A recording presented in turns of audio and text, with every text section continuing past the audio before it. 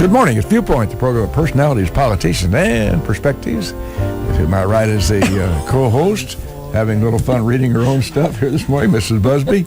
And we have a great guest this morning, and we're going to have Mrs. Busby introduce him very shortly. Wait a minute, we have a meeting. We have to have staff meeting, whether you allow that or not. Staff and management.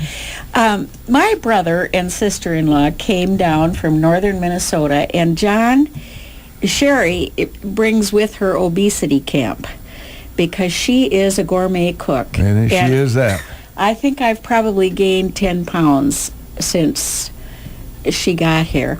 And John has been fixing and doing and helping, and I could kiss him right on the cheek. He's well, you ought to.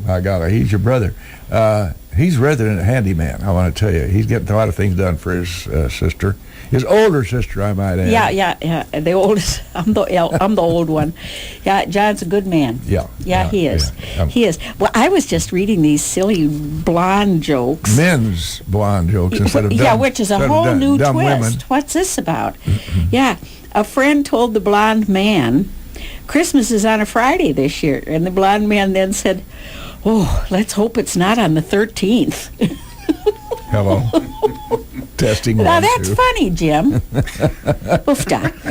Okay, two blonde men find 3 grenades, and they decide to take them to a police station. One asked, "What if one explodes before we get there?" The other one says, "We'll just lie and say we only found 2.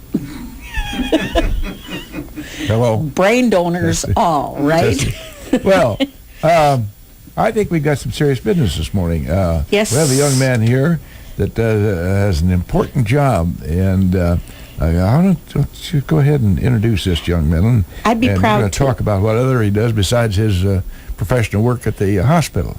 Well, yes, and he is with Abraham Lincoln Memorial Hospital. Joe Santillo is the senior athletic trainer, and he works with the high school. He works with the college. Pardon? Lincoln College. Lincoln College? Right. Lincoln College, You know, yes. the other day, there was a fellow on television named Mike Tyson. You may remember him. Yes, I do.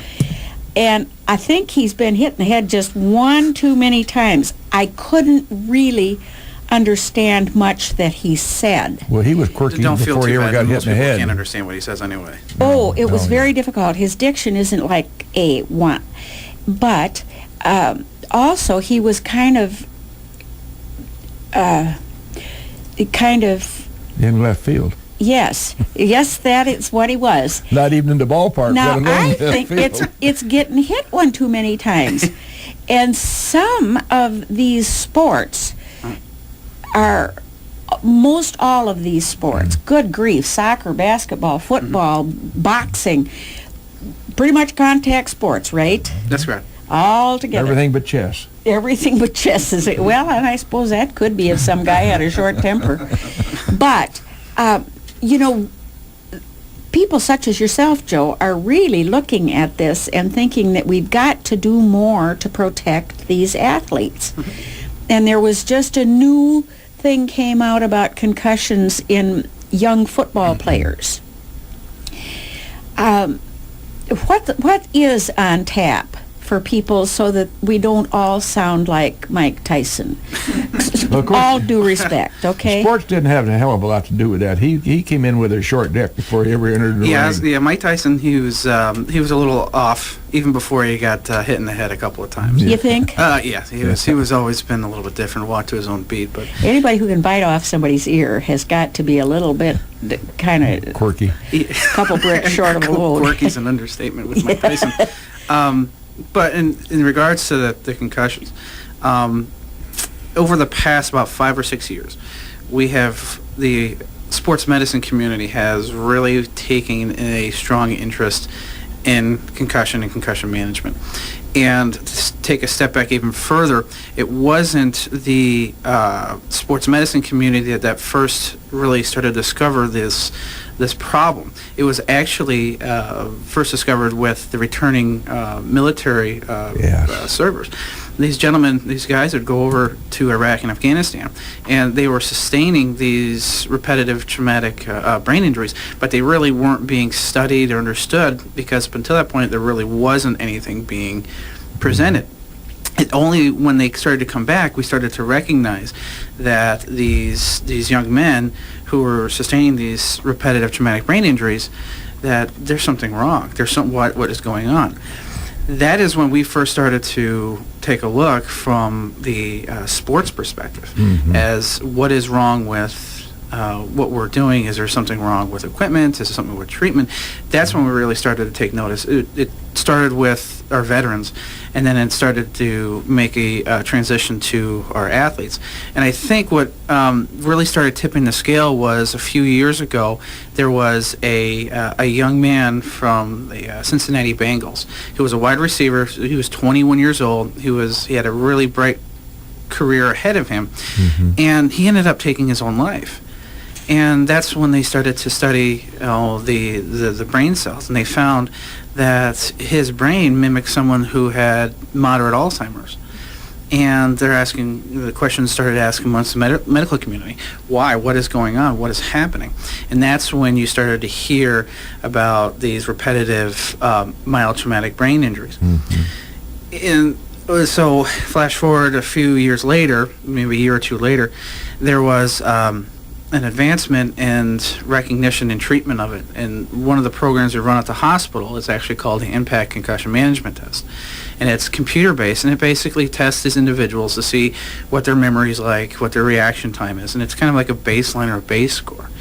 And once an individual gets a concussion, they actually would come back in and retest them and try to get, we don't try them, but they try to test back to this baseline. That is something that wasn't popular or widely used, 5 or 6 years ago. But with so much emphasis and concussion management and treatment, it started to become widely used. And the vast majority of schools nowadays, especially in Central Illinois, are using something like that or using the Impact itself. And since we've been using it, we've had great success with allowing young men and women to return in a very safe and orderly manner. Before we had such tools available, there was, I think 14 different scales or grading scales we would use or could use to determine if an athlete could return or not. But those are very subjective, because the scales, if you fall into the 1, 2, or 3 category, then it's 1, 2, or 3 here, 1, 2, 3 there, and I guess you can return. But there never has been a truly objective way of deciding if this young man or woman is ready to return. So once we started to use the Impact program, we went from a subjective way of determining to an objective way to determine whether or not they are able to return. There was, about a year ago, and CNN, there was an excellent 1-hour TV special. It was called Big Hit, Lost Dreams.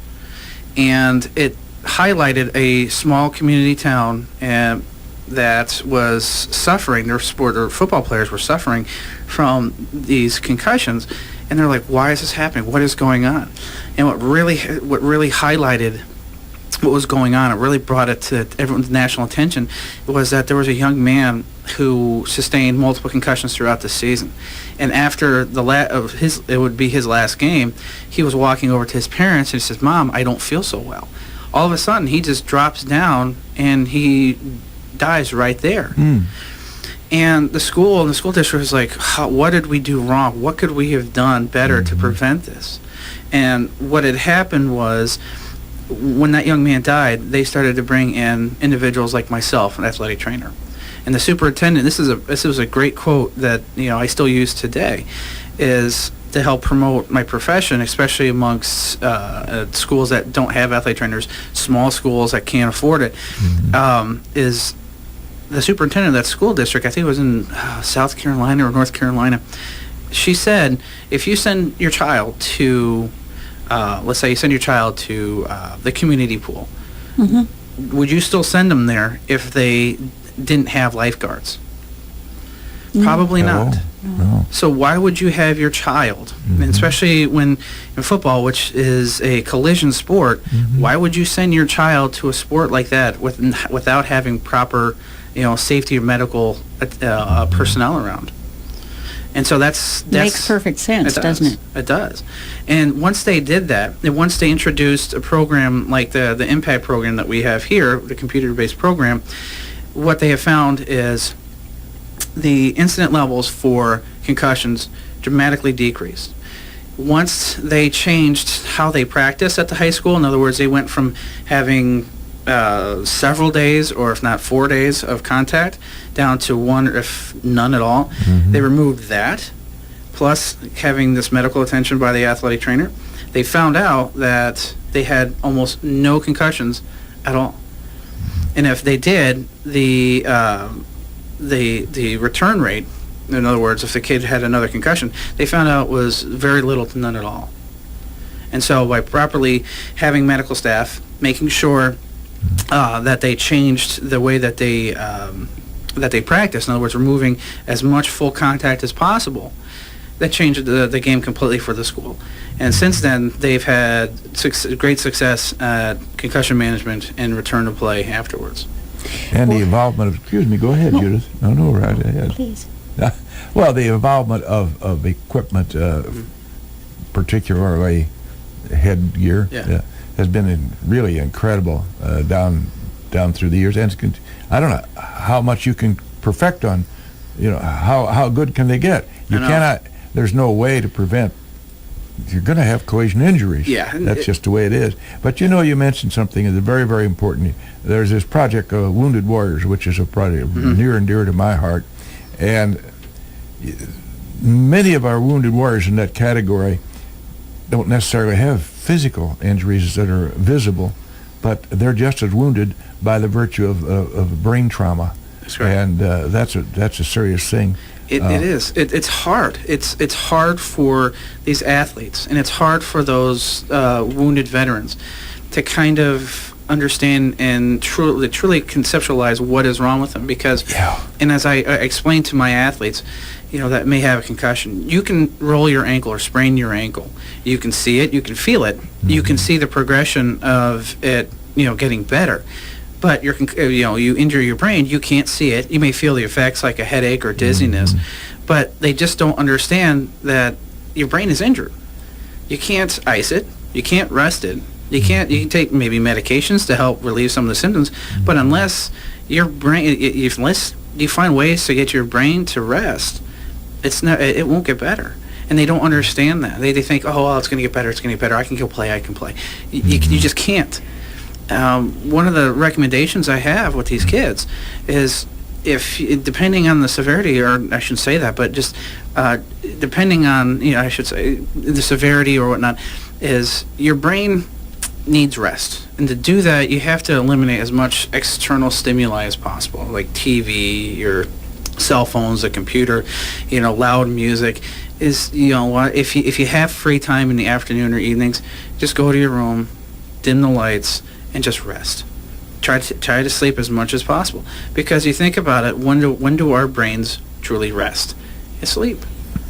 We can't turn our brains off. I mean, if we did, we'd be dead because we would be breathing. Right. Your brains are constantly working. I mean, right now, the lights, the sound, everything, it's causing our brain to work. So we have to find ways to get them to rest. I'm afraid, Judith, if I rest too much at my place, I might get my light turned out. How close is PTSD to concussion? Post-traumatic stress? There, that's a good question. Is there a correlation? There probably is. There probably is a correlation. I don't quite know all the facts about the two, but it wouldn't surprise me that there is a strong correlation. We put our men and women in harm's way in very dangerous situations, and a lot of times they result in not only physical but psychological trauma. It wouldn't surprise me at all if concussions and PTSD are hand in hand. What era was it? What decade or two did Alex Karras play football? 60s? 60s and 70s? 60s somewhere, yeah. Well, the attitude toward... Oh, yes, and went on to be an actor on television, and he was a funny man. But one Blazing quote, saddles. yes, one quote One of his best roles, I have Alex to say. Karras's was that if he got really tackled and really got his bell rung, that the coach would run out and say, "What day is it?" And you'd say, "Yellow." And he'd say, "Oh, sure, you're fine," and send him back into the game. And I'm sure that it was always done that way back then. Yeah. And even when I played football, I played for about 8 years. And even... Post college? No. No. At the end of my senior year, I thought, I spent enough time in the training room. I'd rather be in it working instead of actually... And that's when you being decided to get into this profession. Yeah, when I was in high school. I spent enough time in the training room my junior and senior year. And where because was that, sir? It was at Charleston High School. Oh, right down here where Eastern is. Yeah, yeah, that's where I played. Yeah, I weighed the offensive lineman is actually bigger than I am now. You're a puny lad now, Yes, aren't I know. you? I'm scrawny. I need to Slip of a lad. But even when I played, it was still the perception of concussions were, it wasn't taken it was taken serious, but not as serious as it is today. These freshmen, well, he got his bell rung on that play, and Yeah, they'll exactly. Come out and sit out a play or two, and then Yeah. go back in. Yeah, and right now the thought is if you have any change whatsoever, in other words, if you get hit and you see lights and then immediately goes away, that is considered a concussion because that changes how the brain functions. I mean, obviously it makes sense. If you get hit hard enough that you get a little bit of ringing in the ears, or if you get some flashing, some spots in your eyes, and it just goes away, almost immediately, it's still considered a concussion because something has changed in your brain since you got hit. So even those small ones, even that small slight change, over time, if you could have repeated incidences like that, could lead to long-term healthcare problems. My friend's grandson was playing in college and had a concussion, and they didn't take him out for a couple plays. They took him out for the rest of the season. Yeah. Is that pretty much standard operating procedure? Not necessarily. It all depends on how severe the concussion it is. It also depends on each, a lot of times when a young athlete goes to the doctor, each doctor has kind of their own way of treating it. And so it was a good chance that his medical doctor said, we want you to, sit out for this season. But it all depends. I mean, with the impact program, it all depends on how quickly, how well the brain heals. So it all depends. It varies. Well, somebody's going to ring our bell, Judith K., if we don't take a little commercial break right now. And if the producers are ready, we'll slip into our commercial break.